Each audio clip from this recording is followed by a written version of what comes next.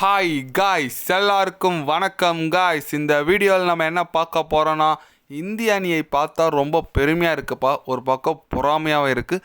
கண்டிப்பாக இந்திய அணி தான் இறக்கத்தில் ரொம்பவும் வலுவான அணி. அது மட்டும் இல்லாமல் இந்திய அணியை ஒரு நாள் இல்லை ஒரு நாள் கண்டிப்பாக நாங்கள் ரிவெஞ்ச் வாங்குவோம் அப்படின்னு சொல்லிட்டு இங்கிலாந்து கேப்டன் ஜோஸ் பட்லர் இந்திய அணி குறித்து சில பல கருத்துக்கள்லாம் பேசியிருக்காரு.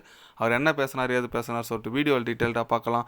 அதுக்கு முன்னே நீங்கள் நம்ம சேனலுக்கு புதுசாக வந்திருந்தீங்கன்னா ஒரு சப்ஸ்கிரைப் மட்டும் பண்ணிவிட்டு வாங்க, வீடியோக்குள்ளே போகலாம். ஆமாங்க, ஜோஸ் பட்லர் அவர் ஒரு நல்ல பிளேயர்னு சொல்லலாம். இங்கிலாந்துக்கோசரம் ஒரு T20 உலகக்கோப்பை கூட அடித்து கொடுத்துருக்காரு. இப்போ பார்த்தீங்கன்னா அவங்க சமீபத்தில் வெஸ்ட் இண்டீஸ் அணியுடனான டெஸ்ட் மேட்ச்சு முடித்தாங்க. 2-0 சொல்லிட்டு தொடரையும் வின் பண்ணிட்டாங்க.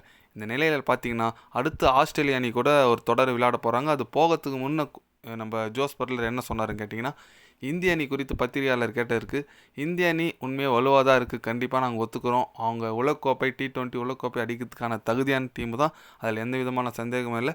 ஆனால் இந்திய அணி எப்படி தான் என்னன்னு தெரியல, வெரைட்டி பிளேயர்ஸ் வந்துகிட்டே இருக்காங்க. ஏன்னா இப்போ ரோஹித் சர்மா, விராட் கோலி போயிட்டு அதுக்கு அடுத்தபடி பார்த்தீங்கன்னா ஜெய்ஸ்வால், கில் சொல்லிட்டு நல்ல யங்ஸ்டார் வந்துட்டு இருக்காங்க. அவங்களுக்கு ரீப்ளேஸ்மெண்ட் பிளேயர் வந்துட்டே தான் இருக்காங்க. அதனால தான் இந்திய அணி இது வரைக்கும் தவிர்க்க முடியாத அணியாக இருக்குது. கண்டிப்பாக அவங்க நல்ல ஒரு அணியாக செயல்பட்டு மேலும் நிறைய உலகக்கோப்பை வெல்றதுக்கான வாய்ப்புகள் நிறைய இருக்குது. ஆனால் நாங்கள் இந்திய அணியை கண்டிப்பாக எதனா ஒரு ஐசிசி டிராஃபியில் கண்டிப்பாக நாங்கள் பழி வாங்குவோம், இது மட்டும் நாங்கள் விட மாட்டோம் அப்படின்னு சொல்லிட்டு நம்ம ஜோஸ் பட்லர் பார்த்தீங்கன்னா ஒரு ஸ்டேட்மெண்ட் மாரி சொல்லியிருக்காருன்னே சொல்லலாம். ஆனால் அவர் பேசுனதை பார்த்தா அந்தளவுக்கு ரொம்ப ஆசையெல்லாம் பேசலை, ஒரு ஜாலியாக தான் பேசியிருக்காரு. அதனால் இந்திய அணி கரெக்டு தான். நம்மளை 2022 செமிஃபைனல் T20 நம்மளை அடித்தாங்க.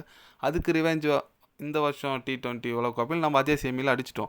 ரிவெஞ்சு முடிஞ்சு போச்சு. திருப்பியும் எங்களை ஐசிசி ட்ராஃபியில் அடிக்கணும்னு சொல்கிறாங்கன்னா அது ரொம்ப வருத்தமாக தான் இருக்குது. இருந்தாலும் பரவாயில்ல, இந்திய அணி இருக்கிற வலுவுக்கு கண்டிப்பாக எந்த அணியோனா அடிக்கிற தகுதி இருக்குது.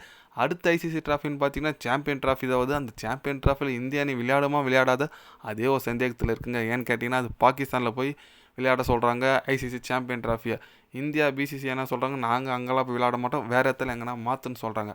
பாகிஸ்தான் கிரிக்கெட் வாரியம் என்ன சொல்கிறாங்கன்னா, நாங்கள் அங்கே தான் நடத்துவோம், நீங்கள் வந்து விளையாடினா சரி, விளையாடலன்னா விடுங்க அப்படின்னு சொல்லிட்டு ஒரே வாக்குவாதமாக போயிட்டுருக்கு. பாகிஸ்தானுக்கும் ஐசிசிக்கும் ஐசிசிக்குன்னு சொல்லிட்டு ரொம்ப ஒரு போர் மாரி போயிட்டுருக்கு. பார்க்கலாம் என்ன ஒரு டிசிஷன் எடுக்கிறாங்கன்னு சொல்லிட்டு பார்க்கணும். ஐசிசி என்ன டிசிஷன் எடுக்கிறாங்களோ அது பேஸ் பண்ணி தான் இந்திய அணி விளையாடாதுன்னு சொல்லிட்டு நம்ம தெரிஞ்சிக்க முடியும். வெயிட் பண்ணி பார்க்கலாம் என்ன மாதிரி ஒரு ஆன்சர் வருதுன்னு சொல்லிட்டு.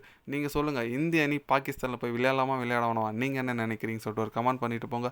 இது போன்ற ஸ்போர்ட்ஸ் நியூஸை தெரிஞ்சுக்கணுன்னா சேனலை சப்ஸ்கிரைபிள் ஐக்கானும் பண்ணிக்கோங்க. கண்டிப்பாக கிரிக்கெட் பற்றி டே பை டே சேனலில் அப்டேட் வரும்.